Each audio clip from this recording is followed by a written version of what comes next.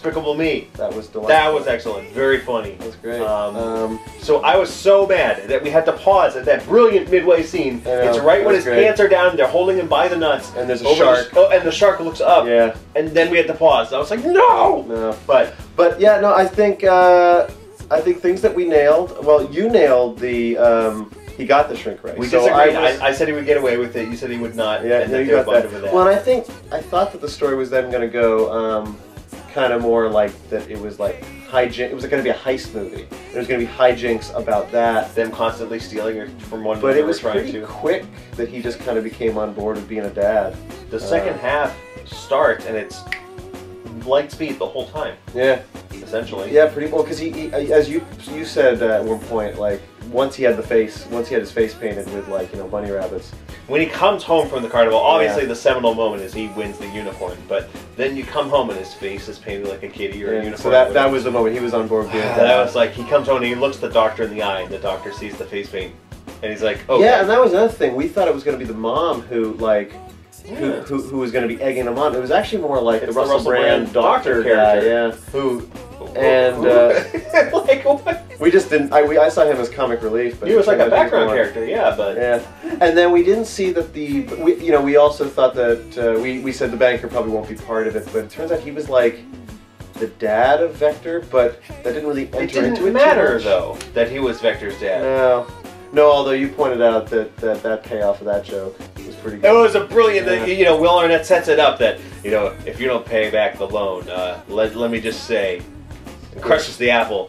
Are we clear? And he's like, yeah. And then he rejects him and he literally crushes another apple the same exact way. It's like the Amazing Jonathan when he has a joke where he's a magician and he just kind of goes like this, all right guys, after all these tricks, have we done this one yet? And he pulls out some scissors. And they go, no. And he goes, bam, we've done it. You know, it's like that. So, yeah, but I don't think the banker really entered into it. And then he would just have to go back to financing was all we were saying. But, you know, they scrounge up enough stolen stuff and stolen goods for the rocket money.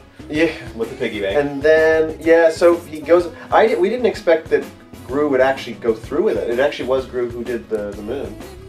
Who actually got the moon. Part of me thought he would, part of me thought he wouldn't. That's so true. I didn't see, this is the thing. I think you actually nailed this movie a lot more than I did, even though I convinced you that I got it right. You convinced me that I was wrong, even though I nailed it pitch for pitch. Because you got, like, where we agreed, we both got it right. You know, he was going to want it to be on board with being a dad. But where we disagreed, like, getting the thing out, and that he was going to be the one to get the moon, and that Vector was going to be, you know, a bad guy to the end. You nailed all of that. Didn't get that at all. I think it would have been so dreadfully boring if he and Vector had been friends by the end of it. Yeah, it would have felt so saccharine and false and dumb. Yeah. But just as an entertainment factor. Probably. But either way. And then we thought the mom was going to be a little bit more... She just kind of went from being like this really hard-nosed, like, you know, Bluth-type character to just suddenly be like, you know what? We're both good parents. And he's just like, whatever. You know, it's like, well, I didn't enter into it as much. She didn't really change. She doesn't become a good parent. She just kind of shows them old picture books, which was a little... It was more polite than, like, I don't know, sweet. She just kind of changed into something being like, I was sort of a bad parent, but now I'm a good grandma type of thing. But yeah. I mean, and again, I think that he wanted to be a dad pretty quickly, which I think made that... You know, it was a real sweet part of this. He did. Story. Well, you know, when the girls first got there, they were sleeping in partially deactivated bombs, and you know, he was sending them on missions where they could really be in peril. And he just didn't care about them at all. They were an end to it, a means to an end, and slowly it's like, you know, this and errand that. And then, I mean, I think that one thing we also didn't see was that the story would be so sinister, you know, comparatively. I think it was way more sinister than we thought. It was really dark. This is a movie where bad guys are actually very evil. Yeah. And they have very bad intentions, and they go about things.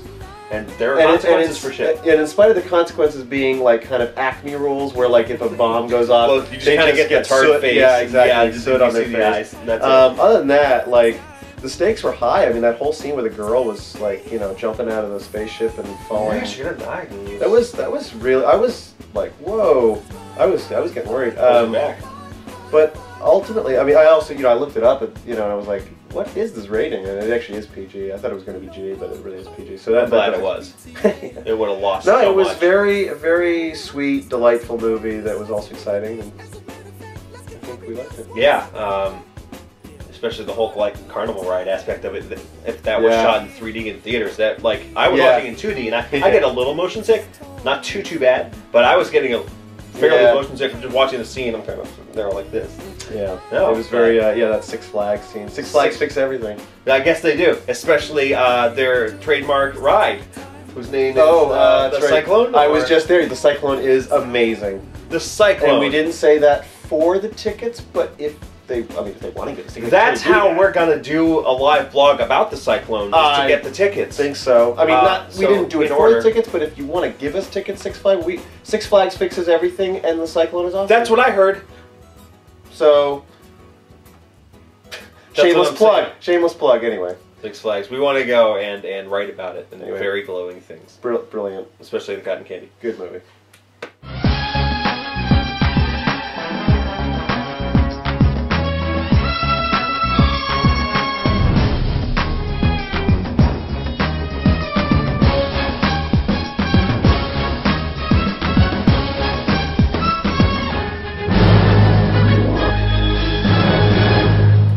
Thanks, Despicable Me. Thanks, Six Flags. Tickets are incipient.